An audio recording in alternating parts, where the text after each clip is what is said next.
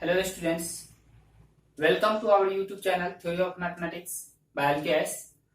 हम लोग अभी रिलेशन एंड फंक्शंस स्टडी कर रहे हैं और हम लोग रिलेशंस एंड फंक्शंस के 2 वीडियोस को देखे, उसमें बहुत कुछ सीखे, है ना। क्लास 12 से जो हमें पढ़ना है क्लास 12 में रिलेशंस एंड फंक्शंस के बारे में, जिसमें रिलेशंस हम लोग अभी पढ़े हैं। रिलेशंस का जो क्लास 12 लेवल में जो सिलेबस है आपका, वो लगभग हम लोग कंप्लीट कर चुके हैं, है ना। कुछ 2-3 पॉइंट्स और हैं हमारे सामने। वैसे इन 2-3 पॉइंट्स मतलब है इम्पोर्टेंट ही, है ना। इसको भी हमें सीखना है, ठीक है। जैसे कि एक इनवर्स रिलेशन वैसे 11th में भी हम लोग पढ़ते हैं, ठीक है, और पढ़े भी हैं।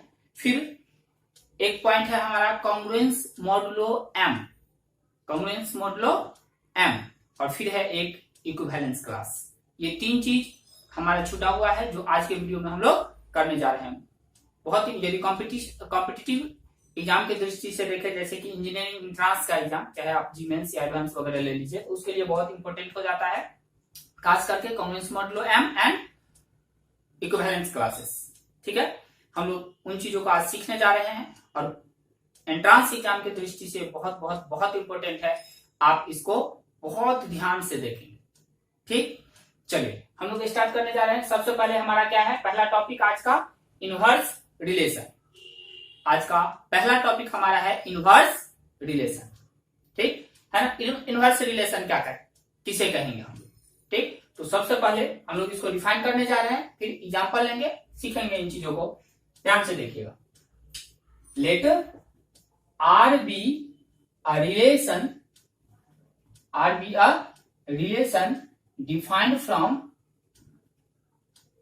defined from A to B।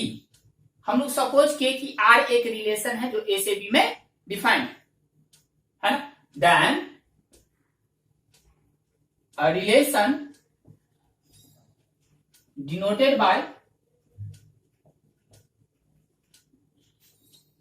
R inverse. तो एक रिलेशन जिसको हम लोग R इनवर्स से डिनोट करते हैं is denoted by R inverse defined as, और इसको हम लोग परिभाषित करते हैं किस तरह से, इसमें हम वो ऑर्डर पेयर BA लेते हैं, जिसके लिए AB निश्चित रूप से किसमें हो, R में हो। AB निश्चित रूप से किसमें हो, R में हो। मतलब R एक रिलेशन है जो A से B में परिभाषित है। तो एक ऐसा रिलेशन जिसको हम डिनोट करेंगे R इनवर्स से, और परिभाषित किस तरह, R इनवर्स से डिनोट तो कर दिए, इसमें एलिमेंट क्या होगा, कौन सा ऑर्डर पेयर होगा। तो कहा जा रहा है कि इसमें वो BA होगा जिसके लिए उसका जो रिवर्स AB होगा वो कहां मौजूद होना चाहिए, R में। मतलब आप ऐसे समझिए कि R यदि A से B में कोई रिलेशन है, तो एक ऐसा रिलेशन जिसका एलिमेंट R का जो भी ऑर्डर पेयर है, R में जो भी एलिमेंट है, उसको जब रिवर्स ऑर्डर में उस ऑर्डर पेयर का उल्टा लेंगे हम लोग, जो भी उल्टा ऑर्डर पेयर बनेगा, रिवर्स ऑर्डर में एलिमेंट्स जो 2 ऑर्डर पेयर में 2 एलिमेंट्स है, उसको उसके ऑर्डर को हम लोग रिवर्स करके जो ऑर्डर पेयर बनाएंगे, वो सभी ऑर्डर पेयर उस में मौजूद होना चाहिए दूसरे रिलेशन में। तब उस दूसरे रिलेशन को पहले वाले का क्या बोलेंगे, इनवर्स रिलेशन। पहले वाले रिलेशन का क्या बोलेंगे, इनवर्स रिलेशन। मतलब R A से B में एक रिलेशन है, और यदि R A को B से रिलेट करता है, तो एक ऐसा रिलेशन जो B को A से रिलेट करे,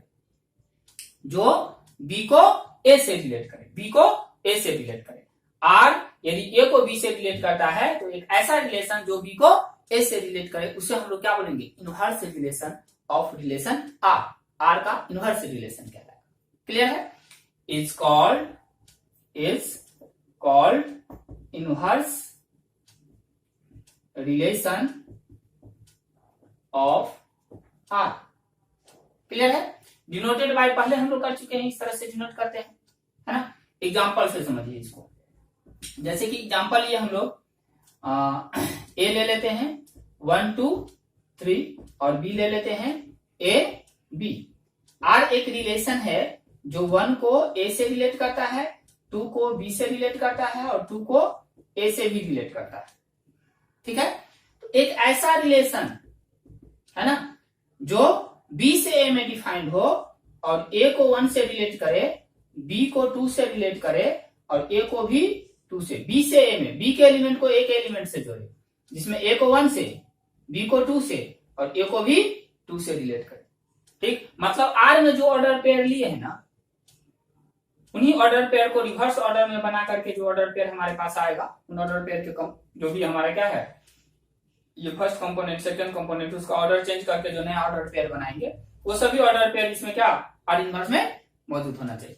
ये आर इनवर्स, आर का क्या है, इनवर्स रिलेशन। क्लियर है चीजें? बिल्कुल सिंपल सी बात है ना।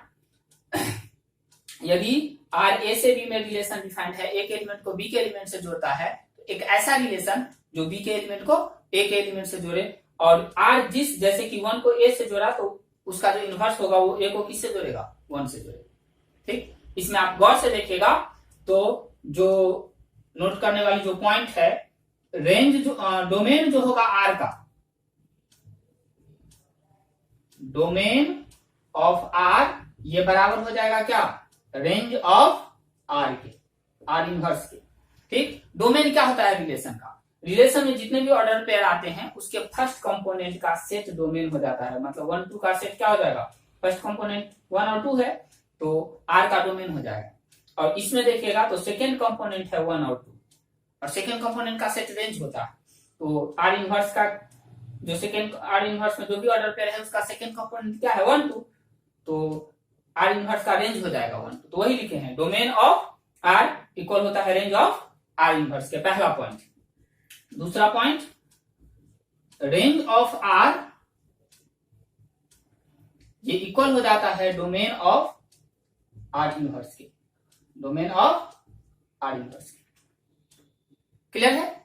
चलिए, ये चीज हम लोग सीखे, बिल्कुल सिंपल सा था। इनवर्स रिलेशन, इनवर्स रिलेशन में क्या हम लोग जाने, आर यदि ए से बी में परिभाषित एक रिलेशन है, तो एक ऐसा रिलेशन जो बी से ए में परिभाषित हो, और यदि आर ए को बी से जोड़ता है तो वह रिलेशन जो बी से ए में परिभाषित है वो बी को ए से जोड़े। ठीक, मतलब जो ऑर्डर पेयर आर में है उसका उल्टा वाला जो ऑर्डर पेयर होगा वो किस में मौजूद होना चाहिए, उस दूसरे रिलेशन में मौजूद होना चाहिए। उसी दूसरे रिलेशन को हम लोग क्या कहेंगे, इनवर्स रिलेशन। ठीक है, बिल्कुल सिंपल सा था। नेक्स्ट हम लोग देखते हैं, नेक्स्ट पॉइंट हमारा टॉपिक क्या है, कांग्रुएंस मॉडुलो। बहुत ही इंपॉर्टेंट है, इंजीनियरिंग एंट्रांस के दृष्टि से आप ध्यान से इसको देखेंगे और सीखने का प्रयास करेंगे। बहुत बहुत बहुत ही इंपॉर्टेंट चीज है और नया चीज है हमारे सामने ये। ठीक, चलिए, इससे पहले कांग्रुएंस मॉडुलो के बारे में आप नहीं सीखे होंगे। चलिए,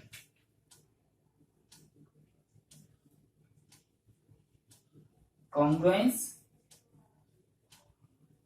modulo m, congruence modulo m. ठीक है, चलिए हम लोग पहले डिफाइन करते हैं।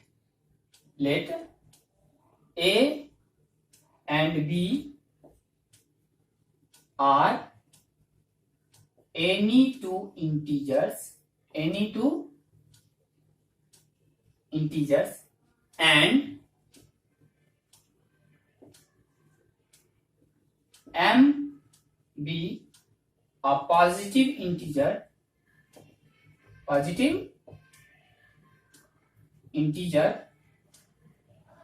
such that a minus b is divisible by m. A minus b is divisible by m. Then A is said to be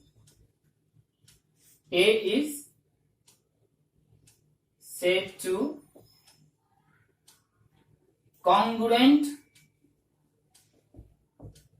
to B modulo m. चलिए देखिए क्या लिखा हम लोग। Let A and B are any two integer, A और B कोई भी दो इंटीजर है, and M be a positive integer, M एक पॉजिटिव इंटीजर है, एम एक, ए और बी कोई भी दो इंटीजर है और एम एक क्या है, पॉजिटिव इंटीजर है।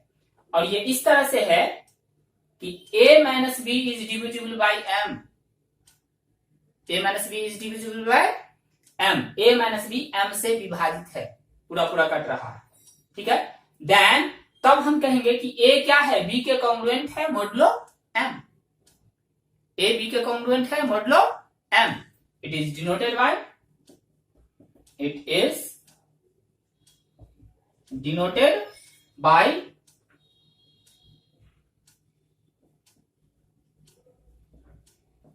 this, इस तरह से इसको डिनोट करते हैं। पढ़ेंगे क्या, a congruent to b modulo m,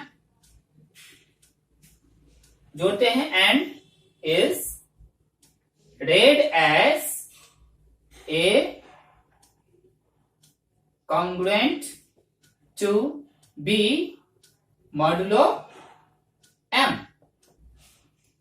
a congruent to b modulo a congruent to b modulo m। चलिए एक एग्जांपल लेते हैं, बिल्कुल सिंपल सा चीज एग्जांपल हम लोग लेकर चलते हैं। 10 congruent to 3 modulo 7, 10 congruent to 3 modulo 7, ठीक। क्या देख रहे हैं हम लोग कि ये a है और ये b है, a माइनस बी यदि करें तो 10 में से 3 को सब्ट्रैक्ट करेंगे तो क्या आएगा, 7, 10 में से 3 को सब्ट्रैक्ट करें तो 7, और 7 से क्या है, डिविजिबल है, a congruent to b modulo m, है ना, 10 congruent to 3 modulo 7, ठीक है। चलिए इसको हम लोग एक चीज और यहां पे जोड़ सकते हैं, एक मिनट, एग्जांपल हम लोग बाद में लेते हैं, है ना, हम लोग पहले इसको लिखते हैं, दैट इज करके a congruent to b modulo m implies that a minus b is divisible by m, or m divides a minus b, m divides a minus b, ठीक। a congruent to b modulo m तब होगा जब a minus b m से divisible हो, मतलब m a minus b को क्या करे, डिवाइड करे, ठीक। अब एग्जांपल लीजिए, बिल्कुल स्पष्ट रहेगा, जो लिए थे वही लेते हैं फिर से।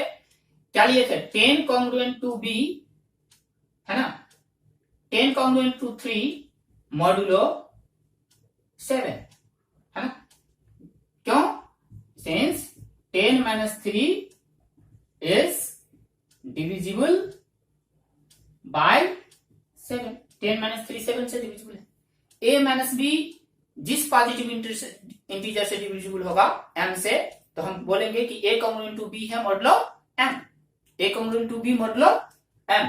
और एग्जांपल लीजिए, जैसे कि दूसरा लेते हैं, 10 congruent to 2 मॉडुलो 2, क्योंकि 10 माइनस 2 से डिविजिबल है, a माइनस b डिविजिबल हो यदि m से तो a congruent to b modulo m, तो 10 माइनस 2 डिविजिबल है 2 से, तो a congruent to 10 congruent to 2 modulo m। और यही नहीं, ये देखिए थर्ड, इसी में हम लोग इसी को रख रहे हैं, 10 congruent to 2, और ये मॉडुलो 4 भी होगा, क्योंकि 10 माइनस 2 4 से, 10 माइनस 2 8, और वो 4 से भी डिविजिबल है, तो 10 congruent to 2 मॉडुलो 4 भी होगा। क्लियर है ना। आशा करते हैं कि आप इस चीज को बहुत अच्छे से समझे होंगे, है ना। आई होप कि आपको बेहतर ढंग से ये चीज समझ में आया होगा कि कॉन्ग्रुएंस मॉडुलो क्या होता है ना। यदि a और b दो इंटीजर है, कोई भी इंटीजर है, और a माइनस b m से क्या, m एक पॉजिटिव इंटीजर है, m से डिविजिबल है, तो हम कहते हैं कि a congruent to b, a b के क्या है, कॉन्ग्रुएंट है, कॉन्ग्रुएंसी जो है वो लग रहा है, और ये है ना क्या हो रहा है, a congruence to b modulo m, ठीक है, इस तरह से उसको बोलते हैं यदि a माइनस b m से डिविजिबल है तो। जैसे यहां हम लोग देखें m हम लोग बदल बदल कर ले रहे हैं, एक a b सेम रख रहे हैं, क्योंकि a माइनस b जरूरी नहीं है एक ही पॉजिटिव इंटीजर से डिविजिबल होगा, कई पॉजिटिव 1 से तो वैसे हर इंटीजर डिविजिबल होगा तो 1 हर में रख सकते हैं, प्रत्येक में हम लोग मॉडुलो 1 ले सकते थे। ठीक, अब देखिए क्यों हम लोग यहाँ पे ये चीज पढ़े रिलेशन। हम लोग तो अभी चैप्टर रिलेशन पढ़ रहे हैं, फिर इसका क्या जरूरत होने पड़ा। तो ये जो कॉन्ग्रुएंस मॉडुलो होता है, कॉन्ग्रुएंसी जो ये भी एक तरह का रिलेशन है, ये भी एक तरह का रिलेशन है। और ये सेट ऑफ इंटीजर पे जब हम डिफाइन करते हैं तो ये इक्विवेलेंस रिलेशन होता है। ये रिफ्लेक्सिव भी होगा, सिमेट्रिक भी होगा एंड ट्रांजिटिव भी होगा। ठीक, हम लोग आगे इस चीज को प्रूव करने जा रहे हैं कि कॉन्ग्रुएंस मॉडुलो m जो रिलेशन है, congruence modulo m on the set of integer is an equivalence relation. ठीक है, चलिए इसको मिटाते हैं।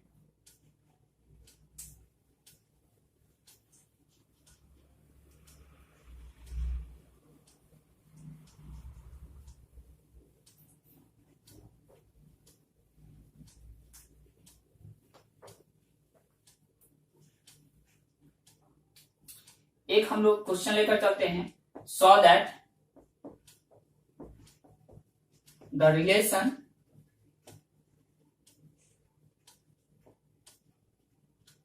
congruence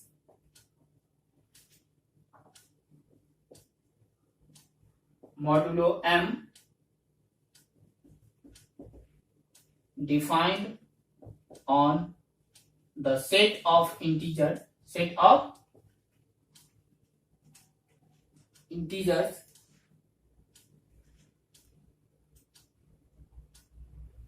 is an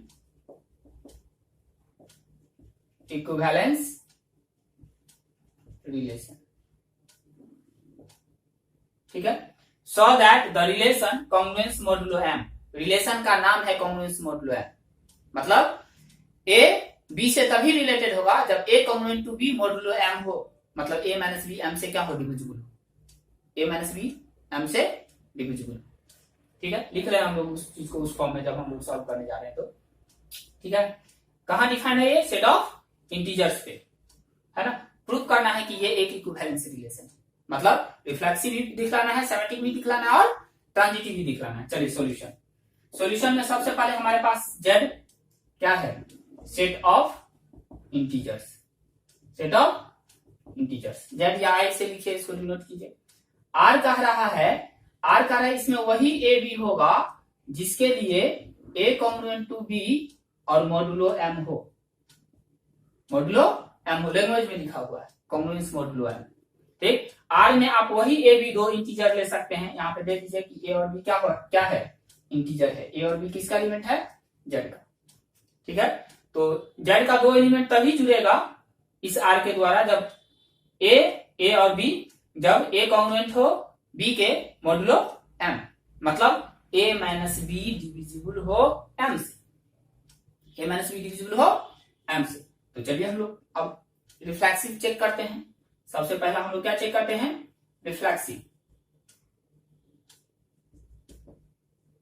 reflexivity. ठीक है, चलिए तो उसके लिए लिखेंगे हम लोग since x minus x a ही ले लेते हैं, a minus a equal to 0 which is divisible by m, which is divisible by m। 0 प्रत्येक पॉजिटिव इंटीजर से क्या होता है, डिविजिबल होता है। a हम कोई भी a लेते हैं z का, तो a माइनस a 0 आएगा और 0 m से डिविजिबल है। For all a belongs to z, z का कोई भी a ले लेते हैं तो a माइनस a 0 आएगा और वो m से डिविजिबल होगा। इसका मतलब क्या, इसका मतलब a congruent to a modulo m है, और a congruent to a modulo m है तो a का जोड़ा कहां होगा, r में होगा, है ना। हम लोग का पर्पस से यही था कि ये दिखलाना for all a belongs to z के लिए, कि जिस सेट पर रिलेशन डिफाइंड है z पर, उस सेट के प्रत्येक एलिमेंट के लिए a जो है वो किसका एलिमेंट हो, ऑर्डर पेयर a किसका एलिमेंट हो, r का एलिमेंट हो, रिलेशन का तो हो गया। Therefore r is reflexive, r क्या होगा, रिफ्लेक्सिव होगा। चलिए सेकेंड सिमेट्रिक चेक करते हैं, सिमेट्रिक प्रूफ करते हैं, है ना। चलिए सपोज करते हैं कि ए बी कहाँ का एलिमेंट है, आर का। तो जब ये ए और बी आर का एलिमेंट है तो ए कॉन्ग्रुएंट टू बी और मॉडुलो एम होगा, A congruent to B modulo M होगा। ठीक है, अब बताइए A congruent to B modulo M होगा, इसका क्या मतलब, इसका ये मतलब कि A minus B divisible by, A minus B is divisible by M, A minus B M से डिविजिबल होगा। अब बताइए ए माइनस बी एम से डिविजिबल है और ए माइनस ए और बी इंटीजर है तो इंटीजर होगा। तो जैसे कि 10 5 से डिविजिबल है तो क्या -10 5 से डिविजिबल नहीं होगा। मतलब कोई भी इंटीजर यदि किसी पॉजिटिव इंटीजर m से डिविजिबल है तो उसका निगेटिव ही m से क्या होगा, डिविजिबल होगा। क्लियर है। चलिए इसका मतलब यदि माइनस से मल्टीप्लाई कर दे तो b प्लस में आ जाएगा और a माइनस में हो जाएगा। इज डिविजिबल बाय m से ये डिविजिबल रहेगा। ठीक है, अब देखिए अब b माइनस ए जैसे ही m से डिविजिबल है मतलब b congruent to a modulo m है ना, a माइनस बी m से डिविजिबल है तो a congruent to b modulo m लिखते हैं। तो जब b माइनस a m से डिविजिबल है तो हम लोग क्या लिखेंगे उसको, b congruent to a modulo m implies b congruent to a modulo m।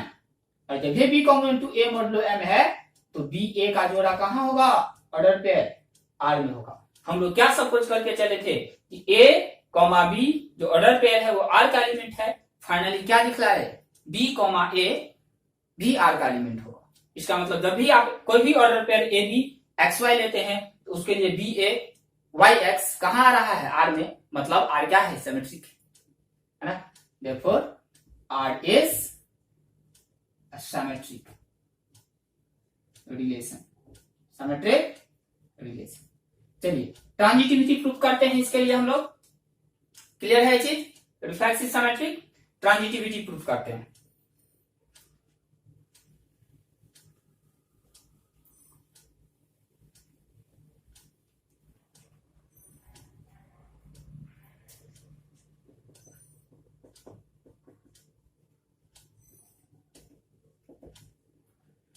Late a B R का एलिमेंट है एंड बी सी आर का एलिमेंट है।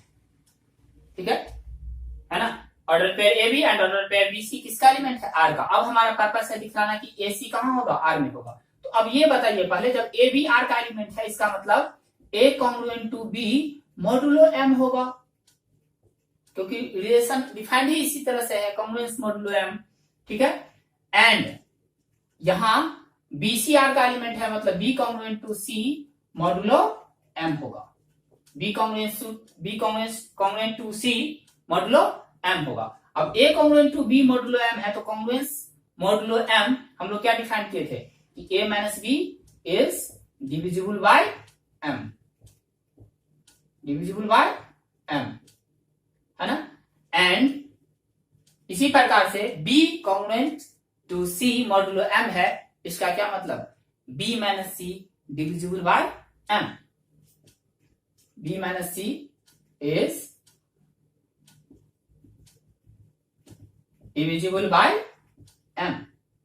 ठीक है, अब बताइए दो इंटीजर है a माइनस बी और b माइनस ए और b सब, a और b c क्या है, a b c सब इंटीजर्स हैं तो डिफरेंस इंटीजर रहेगा। तो a माइनस बी भी m से डिविजिबल है, b माइनस सी भी m से डिविजिबल है। दो नंबर यदि m से डिविजिबल है तो दोनों का सम जो होगा वो भी m से डिविजिबल होगा। क्या, दो नंबर यदि m से डिविजिबल है तो उसका जो सम होगा योगफल वो भी m से डिविजिबल होगा, m से पूरा पूरा विभाजित होगा। ठीक, तो ऐड करके लिखते हैं हम लोग, लिखते हैं therefore implies that a minus B plus b minus C is divisible by m। b और b कैंसिल, क्या आ गया, a minus C is divisible by m। अब जब ये a माइनस सी m से डिविजिबल है तो a congruent to c modulo m है ना, कॉन्ग्रुएंस मॉडुलो का डिफिनेशन। चलिए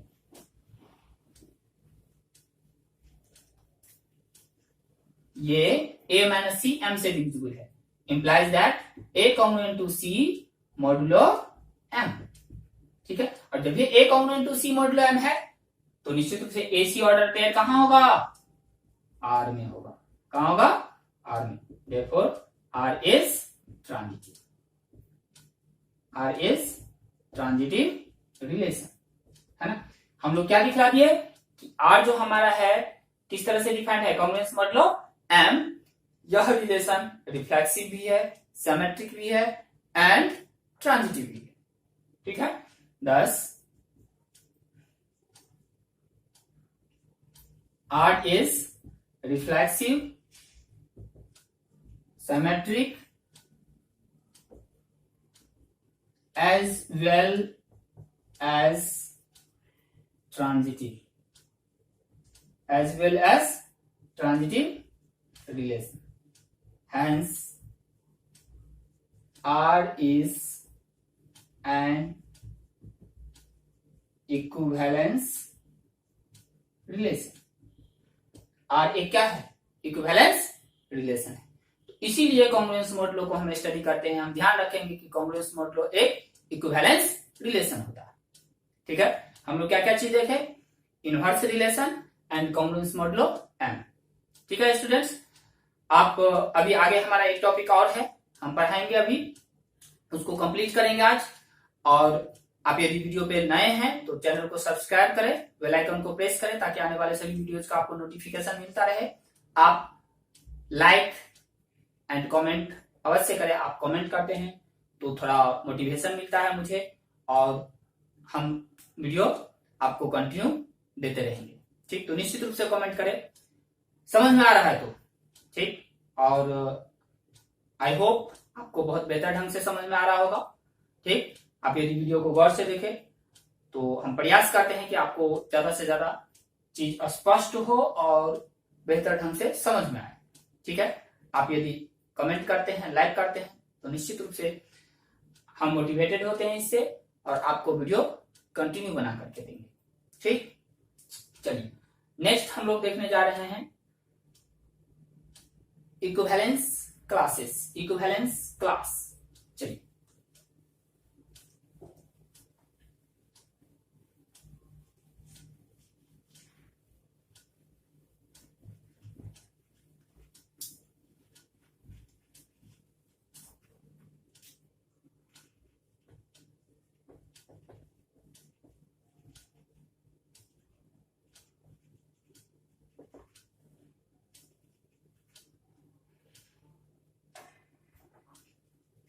नेक्स्ट टॉपिक है स्टूडेंट्स हमारा आज का इक्विवेलेंस क्लास, रिलेशन में ही है, और ये हमारा लास्ट टॉपिक है। इसके साथ हमारा 12th का पूरा रिलेशन क्या हो जाएगा, कंप्लीट हो जाएगा। ठीक, आप पूरे के पूरे एक्सरसाइज को सॉल्व कर सकते हैं। जहां आपको डॉट होगा, आप मेरा व्हाट्सएप नंबर, मेरे वीडियो के, आपको जो हम वीडियो ये अपलोड कर रहे हैं उसके जो क्या होते हैं ऊपर डाला रहता है, नहीं, जो आपका क्या कहते हैं उसको, क्या नहीं आ रहा है, देखिए, है ना, जो भी लोगो लगा रहता है ऊपर में, है ना, उस पे मेरा नंबर जो देते हैं हम, वो व्हाट्सएप नंबर है, व्हाट्सएप पे क्वेश्चन को सेंड कर सकते हैं। ठीक, हम उसका सॉल्यूशन प्रयास करेंगे कि नेक्स्ट वीडियो में आपको उसको सॉल्व करके भेजें। ठीक, नेक्स्ट टॉपिक है हमारा इक्विवेलेंस क्लास। ठीक, चलिए, late R be an equivalence relation, R be an equivalence relation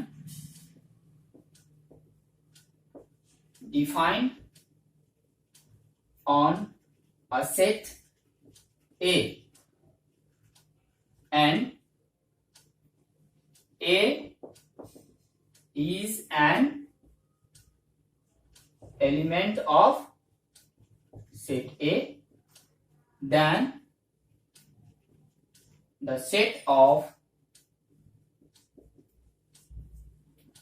all those elements of set A which are related to A, which are related to A, is called equivalence class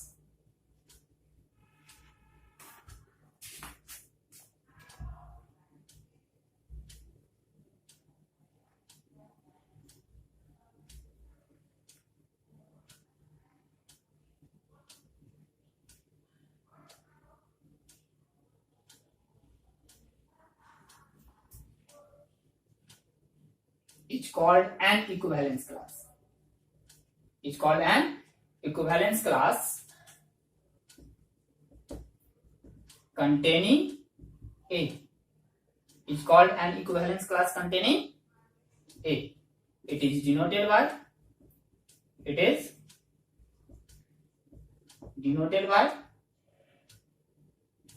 बड़े bracket में A को डालते हैं, इस तरह से इसको denote होते हैं, मतलब इक्विवेलेंस क्लास कंटेनिंग A या इक्विवेलेंस क्लास ऑफ A भी कहते हैं हम लोग इसको।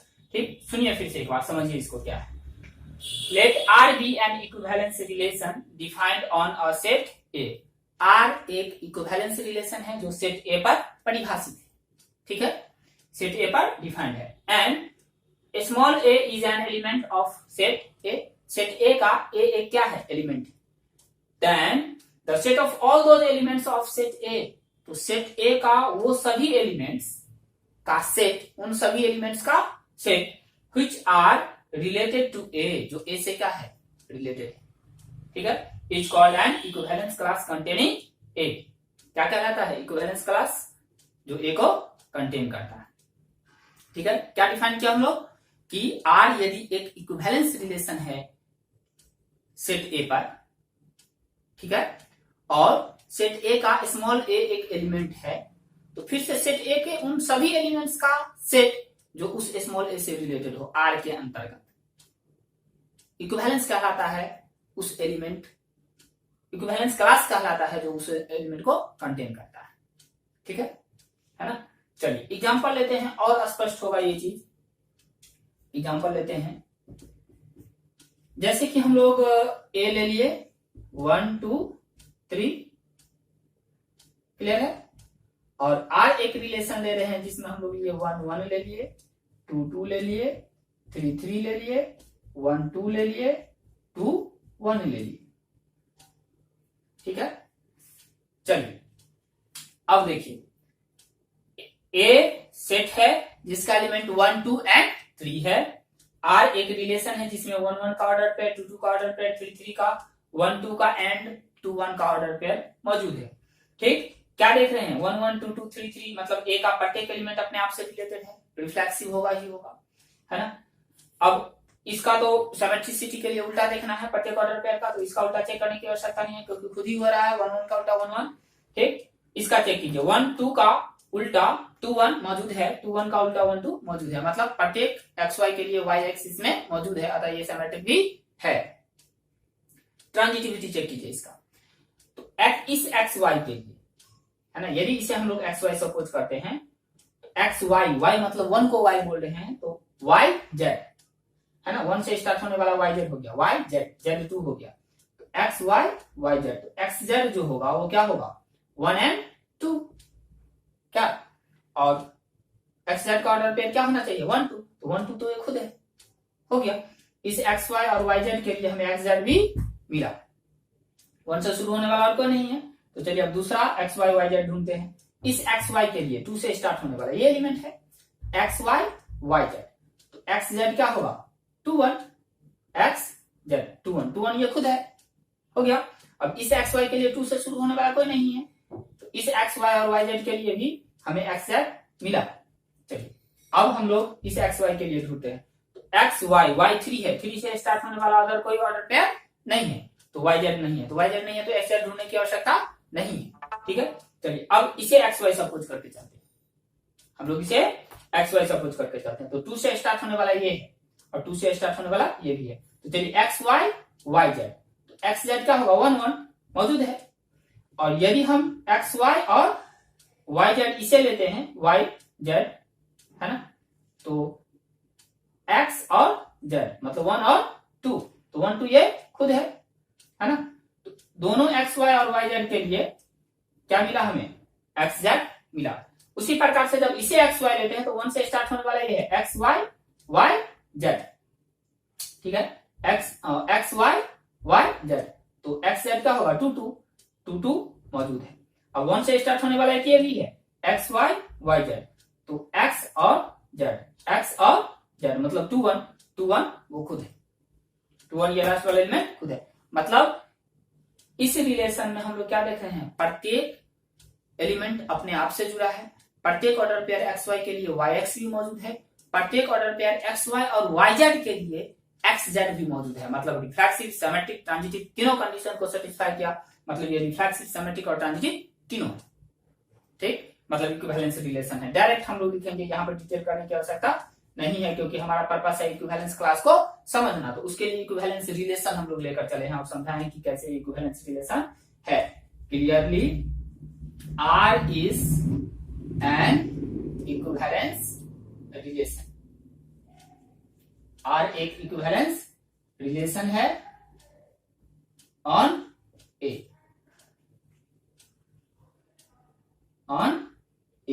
ए पर आर क्या है, एक इक्विवेलेंस रिलेशन। अब चलिए हम लोग equivalence class containing 1 find out करते हैं। इस तरह से डिफाइन करेंगे, डिनोट करेंगे उसे। और हम लोग डिफाइन कैसे किए थे, हम लोग डिफाइन किए थे इक्विवेलेंस क्लास कंटेनिंग 1, हम लोग डिफाइन किए थे कि ए का वो सभी एलिमेंट हमें लेना है जो 1 से रिलेटेड हो, जो 1 से रिलेटेड हो उसका सेट।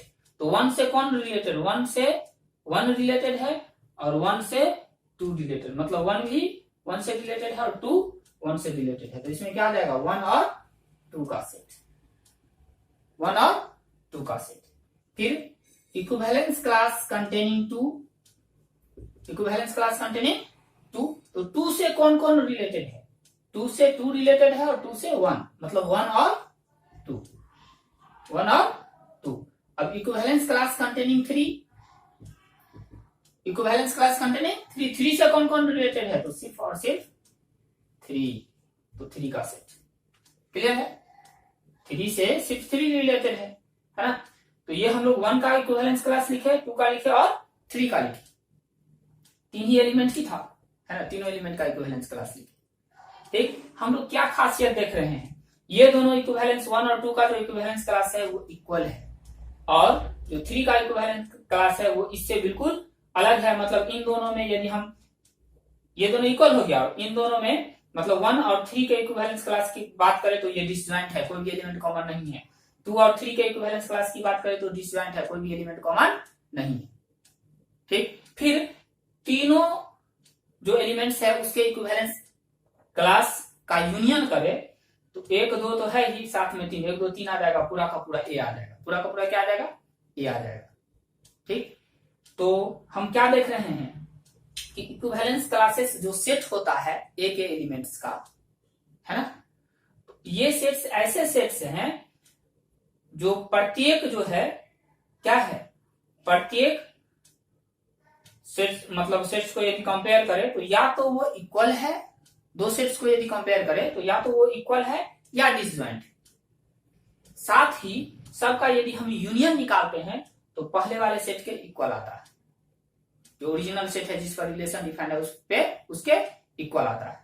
तो इन सेट्स को जो इस कंडीशन को फुलफिल करे, मतलब आपस में डिसजॉइंट हो, ऐसे सेट्स जो आपस में क्या हो, डिसजॉइंट हो, है ना, और साथ ही सबका यूनियन क्या आ जाए, पूरा का पूरा जो ओरिजिनल हमारा यूनिवर्सल सेट है वो आ जाए। तो ऐसे जो पार्टीशन, मतलब इस सेट का ये टुकड़ा में बटा हुआ हिस्सा हम कह सकते हैं, इसको बोलते हैं पार्टीशन ऑफ ए, है ना, इसको हम क्या बोलेंगे, ए का पार्टीशन। तो ये हायर क्लासेस की बात हो जाती है ना, मेनली हमें इक्विवेलेंस क्लास से स्टडी करना था। ठीक है, क्लियर है चीजें। इक्विवेलेंस देखिए, आर यदि एक इक्विवेलेंस रिलेशन है जो सेट ए पर परिभाषित है, और ए का स्मॉल ए एक एलिमेंट, तो ए के उन सभी एलिमेंट्स का सेट जो ए से रिलेटेड हो, जो किससे रिलेटेड हो, ए से रिलेटेड, उन सभी एलिमेंट्स का सेट जो ए से रिलेटेड हो उसे हम लोग ए का इक्विवेलेंस क्लास बोलेंगे या इक्विवेलेंस क्लास कंटेनिंग ए बोलेंगे। ये सभी के सभी क्या है, इक्विवेलेंस क्लासेस है। ये इक्विवेलेंस क्लास है एक का, ये इक्विवेलेंस क्लास कंटेनिंग 2 है, equivalence class containing 3। Equivalence classes या तो इक्वल होगा या डिसजॉइंट होगा। सभी इक्विवेलेंस क्लासेस का यूनियन निकालेंगे तो सेट ए के इक्वल आएगा, है ना। मतलब जो किसी भी सेट पर कोई relation, equivalence relation R defined है तो उसके जो इक्विवेलेंस क्लासेस होंगे वह उस सेट को पार्टीशंस में डिवाइड कर देता है ना, पार्टीशंस में बांट देता है। पार्टीशंस में बांटना मतलब हुआ कि जो भी सेट्स में बांटा हो वो सेट्स म्यूचुअली डिसजॉइंट होगा और यूनियन उसका क्या होगा, सेट ए के इक्वल होगा। ठीक है, चलिए इस तरह से हमारा ये कंप्लीट हुआ। सब पर हम एग्जांपल दिए हैं। एक हम लोग एक्सरसाइज का क्वेश्चन लेकर चल रहे हैं। क्वेश्चन है so that the relation R in the set A of 1 2 3 4 and 5। एक रिलेशन आर है जो डिफाइंड है किस पर, सेट ए पर, जिसका एलिमेंट्स क्या है 1 2 3 4 एंड 5, है ना। गिवन बाय किस तरह से रिलेशन डिफाइंड है, तो कहा जा रहा है कि इसमें वो सभी ऑर्डर पेयर ए बी है जिसके लिए ए माइनस बी का जो मॉड है वो क्या है, इज एन इवन नंबर है। मतलब 1 2 3 4 5 के सेट पर एक रिलेशन डिफाइंड है और वो रिलेशन इस सेट के उसी दो एलिमेंट्स को एक दूसरे से जोड़ेगा जिसके डिफरेंस का मॉडुलस क्या हो, इवन हो। जिसके डिफरेंस का मॉडुलस क्या हो, इवन हो। क्लियर है। चलिए क्या क्वेश्चन आगे क्या है, so that all the elements of is an equivalence relation. शुरू में ही है सो दैट, मतलब ये जो रिलेशन है ये एक इक्विवेलेंस रिलेशन है, प्रूव करना है। नेक्स्ट पार्ट, इसमें और भी पार्ट्स है ना। नेक्स्ट पार्ट क्या है, सो दैट ऑल द, पहले तो ये दिखलाना है कि ये जो रिलेशन है वो इक्विवेलेंस रिलेशन है। नेक्स्ट पार्ट देखिए, so that all the elements of 1 3 5 are related to each other. Next part में दिखलाना है। अब उसको रिड्यूस कर दिया, सेट को 1 3 5 ले लिया और कह रहा है कि 1 3 5 का प्रत्येक एलिमेंट इस रिलेशन के अकॉर्डिंग एक दूसरे से जुड़ा होगा। And next, and all the elements of 2 4, है ना। जो सेट दूसरा सेट है 2 4, उसका प्रत्येक एलिमेंट एक दूसरे से क्या होगा, रिलेटेड होगा, related to each other. But no element of 1 3 5, ये जो सेट है 1 3 5, इसका कोई भी element is related to any element of 2 4। मतलब पहले ये दिखलाना है कि आर इक्विवेलेंस रिलेशन है, दोबारा ये दिखलाना है कि आर के द्वारा इसका प्रत्येक 1 3 5 के सेट का सभी एलिमेंट एक दूसरे से रिलेटेड है, 2 4 का सभी एलिमेंट एक दूसरे से रिलेटेड है। और थर्ड पार्ट, नेक्स्ट पार्ट में दिखलाना है कि 1 3 5 का कोई भी एलिमेंट 2 4 का जो सेट है उसके किसी एलिमेंट से रिलेटेड नहीं। ठीक, चलिए हम लोग पहला पार्ट प्रूव करते हैं कि आर इक्विवेलेंस रिलेशन है। तो जो दिया है सबसे पहले वो लिखे सॉल्यूशन में। गिवन ए में क्या है 1 2 3 4 5 और आर जो रिलेशन है वो क्या कह रहा है कि इसमें वो ए भी लेना है आपको जिसके लिए a minus B is an even. a minus b का मॉडुलस जो है वो क्या है, इवन। क्या है, इवन। आर को दिखलाना है इक्विवेलेंस रिलेशन। तो चलिए सबसे पहले हम लोग चेक करते हैं रिफ्लेक्सिविटी। रिफ्लेक्सिव चेक करते हैं है या नहीं, रिफ्लेक्सिव है या नहीं। तो हम लोग लिखेंगे सिंस a माइनस ए का जो मॉडुलस होगा वो 0 आएगा और ये एक इवन है, 0 एक इवन है। तो देयरफॉर जब ये 0 आया और 0 एक इवन है तो a का जोड़ा कहाँ होगा, r में होगा। मतलब a से रिलेटेड होगा for all a belongs to a के लिए, है ना। Therefore r is, this implies this, r is a reflexive relation। r क्या है, रिफ्लेक्सिव रिलेशन है। ठीक है, चलिए सिमेट्रिसिटी चेक करते हैं। सिमेट्रिक दूसरा पॉइंट, ठीक है। क्या लिखेंगे सिमेट्रिक के लिए, लेट a और b r का एलिमेंट है। जब a और b r का एलिमेंट है तो निश्चित रूप से जो a माइनस b का मॉड होगा इज एन इवन। अब a माइनस b रखिए मॉड में या b माइनस a रखिए, वैल्यू पर कोई प्रभाव नहीं पड़ेगा। तो क्या लिखेंगे इसको, b minus a is an even. अब b माइनस a इवन है तो बी ए का जो ऑर्डर पेयर होगा वो कहाँ होगा, आर में होगा। Therefore R is symmetric. R क्या हो गया, सिमेट्रिक हो गया रिलेशन। ठीक है, रिफ्लेक्सिव हुआ, सिमेट्रिक हुआ। अब हम लोग ट्रांजिटिविटी दिखलाते हैं। तो लेट करते हैं, तीसरा जो है हमारा ट्रांजिटिव है ना। लेट करते हैं कि ए बी आर में है एंड बी सी कहां है, आर में। This implies a minus B is an even and b minus C is an even. A minus b का मॉडुलस इवन है।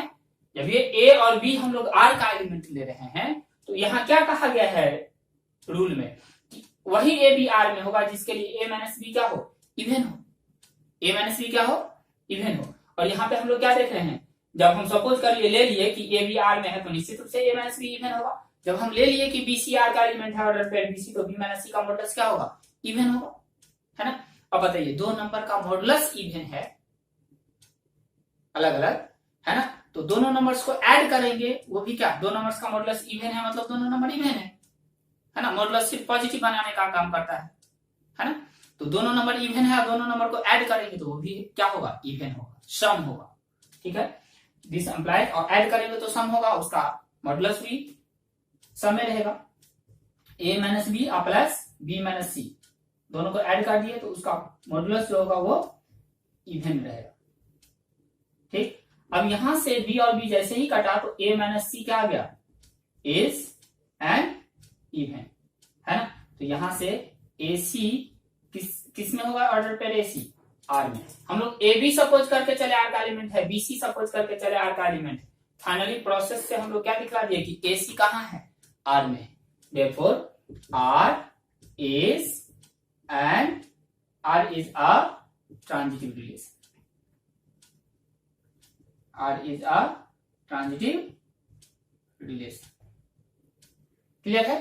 अब हम लोग दिखाने जा रहे हैं, क्योंकि रिफ्लेक्सिव, सिमेट्रिक, ट्रांजिटिव तीनों हो गया, तो हम लोग क्या लिखेंगे कि आर एक इक्विवेलेंस रिलेशन है। चलिए,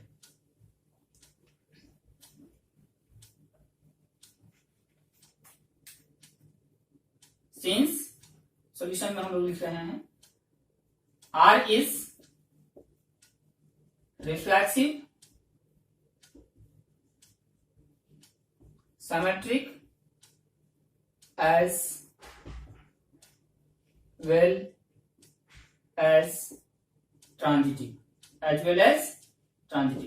therefore R is an equivalence relation। R एक क्या है, इक्विवेलेंस रिलेशन। अब चलिए नेक्स्ट पार्ट हम लोग दिखाने जा रहे हैं। तो उसके लिए हम लोग सपोज करते हैं, लेट बी सपोज कर लेते हैं क्या है, 1 3 एंड 5 का एलिमेंट है। सी सपोज कर लेते हैं 2 एंड 4 का एलिमेंट। ठीक है, प्रूफ करना है कि इसका ऑल एलिमेंट्स एक दूसरे से रिलेटेड है, इसका भी ऑल एलिमेंट्स एक दूसरे से रिलेटेड है। तो हम लोगों को यहाँ लैंग्वेज लिखना होगा और फिर हमें दिखलाना है कि इसका कोई भी एलिमेंट इसके किसी एलिमेंट से रिलेटेड नहीं है। यही था हमारा नेक्स्ट पार्ट। लिखेंगे since the difference of any two odd numbers is even। किसी भी दो ऑड नंबर का डिफरेंस आप निकालिए तो क्या आता है, दो ऑड नंबर का डिफरेंस इवन आएगा। 1 3 का डिफरेंस ले लीजिए 2 आएगा, 1 5 का डिफरेंस ले लीजिए 2 या -2 आएगा, 1 5 का लेंगे तो 4 या -4 आएगा। जब 1 में से 5 को सब्ट्रैक्ट करेंगे -4, 5 में से 1 को सब्ट्रैक्ट करेंगे 4 आएगा। 3 5 का 2 या -2 मतलब इवन आ रहा है, उसका मॉडुलस भी इवन रहेगा। So there modulus is also even, modulus is also even. Hence even है तो वो दो नंबर क्या एक दूसरे से रिलेटेड होगा, मतलब इसका हर दो नंबर एक दूसरे से क्या होगा, रिलेटेड। मतलब all elements of B are related to each other. Hence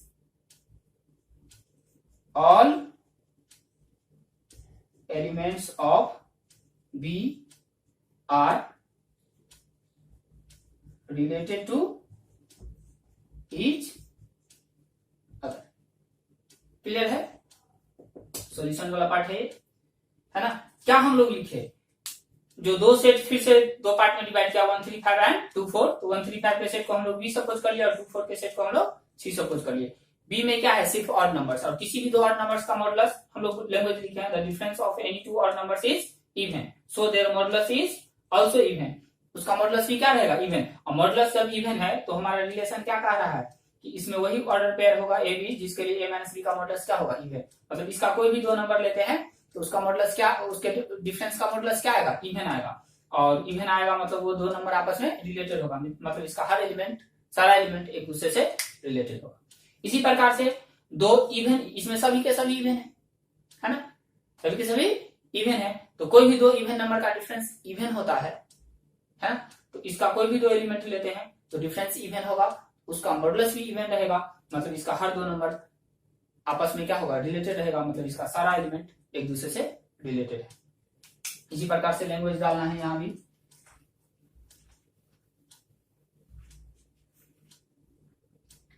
since the difference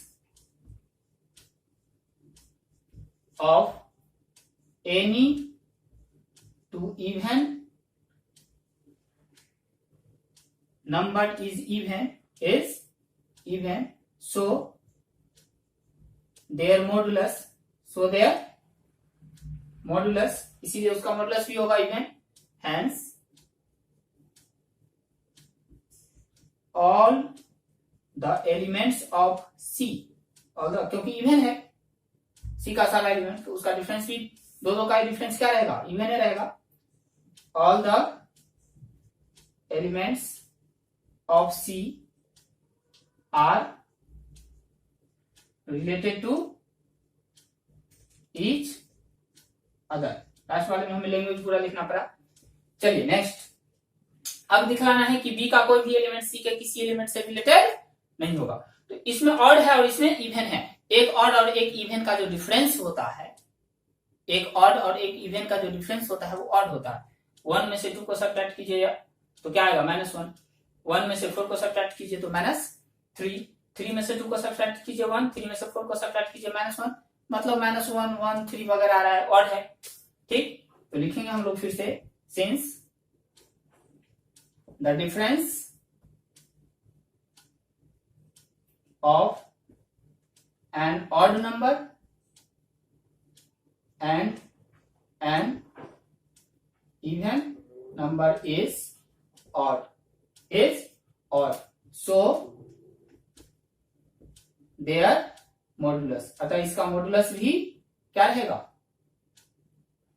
odd रहेगा, इसका मॉडुलस भी ऑड रहेगा। हैंस, अतः ऑड है ना, एक ऑड और एक इवन नंबर का डिफरेंस का मॉडुलस ऑड है, मतलब क्या, ये दो एक ऑड लेना है और एक इवन लेना है, जो ऑर्डर पेयर बनेगा वो आर में नहीं होगा, मतलब इसका कोई भी एलिमेंट इसके किसी भी एलिमेंट से रिलेटेड नहीं होगा। Hence no element of B is related to any element of C। Clear है स्टूडेंट्स, है ना। आई होप आपको बेहतर ढंग से ये क्वेश्चन समझ में आया होगा, है ना। और आप यदि चैनल पे नए हैं तो चैनल को सब्सक्राइब करें, बेल आइकन को प्रेस करें, ठीक, ताकि आपको आने वाले सभी वीडियोस का नोटिफिकेशन मिलता रहे। चैनल को लाइक अवश्य करें, शेयर भी करें अपने साथियों के पास, ताकि उन्हें भी कुछ फायदा मिल सके। ठीक है, कमेंट करना नहीं भूले, है ना। कमेंट भी करें, यदि आपको किसी प्रकार का प्रॉब्लम है तो कमेंट बॉक्स में जाकर के आप कमेंट कर सकते हैं, है ना। और हम लोग इस तरह से रिलेशंस को पूर्ण रूप से कंप्लीट किए, जो 12th में हमें जितना भी कुछ पढ़ना था उसको हम लोग कंप्लीट किए। अब हम लोग नेक्स्ट वीडियोस में पहले तो कुछ क्वेश्चंस और देखेंगे, हम लोग इस पर प्रैक्टिस करेंगे, और फिर हम लोग आगे फंक्शन से स्टडी करेंगे क्लास 12 का। ठीक, जो भी कुछ पढ़े हम लोग बहुत बहुत बहुत बहुत इंपॉर्टेंट था, और आप सीरियसली वीडियो को देखें और इन वीडियोज को देख करके सभी चीजों को सीखने का प्रयास करें। ठीक है, थैंक यू।